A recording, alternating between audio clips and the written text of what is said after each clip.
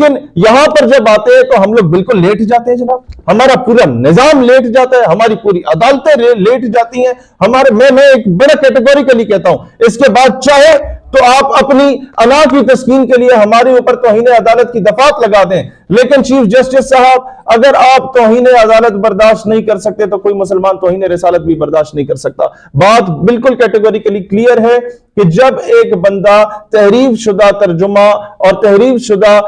तफसीर कुरान पाक की एक कादियानी की लिखी हुई जब वो तकसीम कर रहा था, डिस्ट्रीब्यूट कर रहा था, उस पर केस हुआ, आप उसको रिलीज करते हैं, जो उसकी ड्यू पनिशमेंट थी बेशक उससे मिल गई, वो एक अलग जो है वो टॉपिक है। टॉपिक ये है कि आप इनडायरेक्टली जो ये बात किए गए हैं कि हर फिरके और हर मजहब को पूरा इख्तियार है कि वो अपना तशहीर करे, वो अपनी तबलीग करे, उसमें कादियानियत नहीं आता है। उसमें आप हिंदुइज्म को ला सकते हैं, सिखिज्म को ला सकते हैं, क्रिश्चियनिटी को ला सकते हैं।